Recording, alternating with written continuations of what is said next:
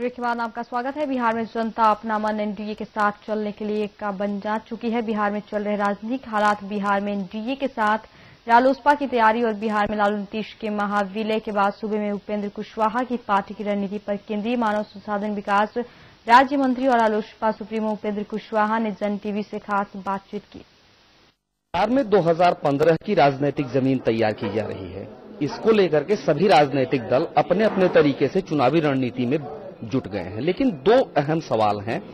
एक तो एनडीए के लिए अभी वो चेहरा साफ नहीं है जिसके नेतृत्व में एनडीए चुनाव लड़ेगा, और दूसरा जिसमें महाविलय की बात चल रही है, नीतीश उस चेहरे के रूप में होंगे, लेकिन विलय का स्वरूप क्या होगा यह भी स्पष्ट नहीं है। हमारे साथ उपेंद्र कुशवाहा हैं, उनसे जानेंगे कि इन दोनों स्थितियों में इनकी पार्टी की रणनीति क्या होगी। हालांकि 5 तारीख को ये रैली जरूर कर रहे हैं। उपेंद्र जी, पहले तो एनडीए से ही चलते हैं। चेहरा साफ नहीं है, चुनाव साफ कैसे होगा?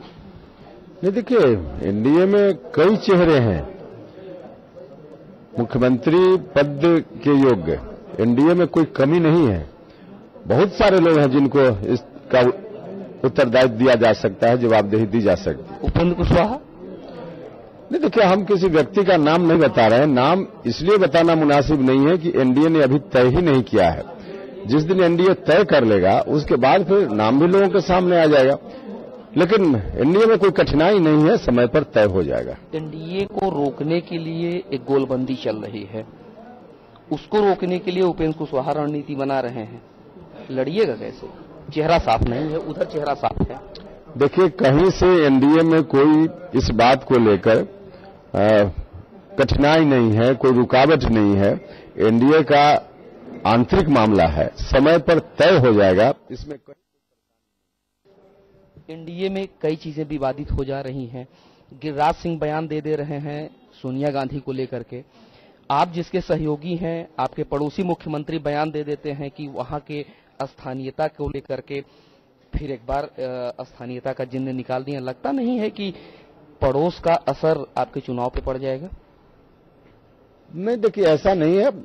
कहीं से कोई बात आई है तो उस पर जरूर पूरा नेतृत्व गौर करेगा, और ऐसी कोई स्थिति नहीं बनेगी जिसके चलते किसी की एक बात का असर बिहार के चुनाव पर पड़ जाए। ऐसा नहीं है। उपेंद्र जी, एक अंतिम सवाल, आपको ये नहीं लगता है कि चेहरा साफ नहीं होने की स्थिति में भ्रम की स्थिति होगी पूरे जनता के बीच? नहीं, कोई भ्रम की स्थिति नहीं होगी। जनता ने मन बना लिया है एनडीए के पक्ष में मतदान करने का, एनडीए की सरकार बिहार में लाने का। हमने कहा कि जहां तक चेहरा साफ होने की बात है, एनडीए ने अगर आवश्यकता महसूस की तो समय पर वह भी साफ हो जाएगा, उसमें कोई कठिनाई नहीं होगी।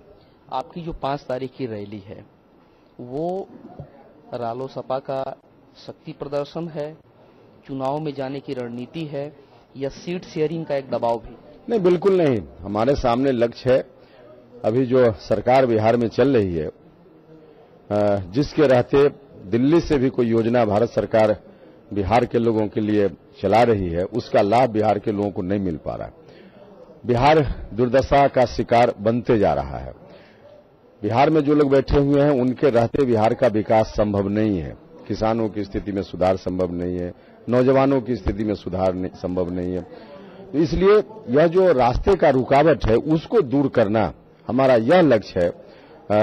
आपस की लड़ाई बिल्कुल नहीं है।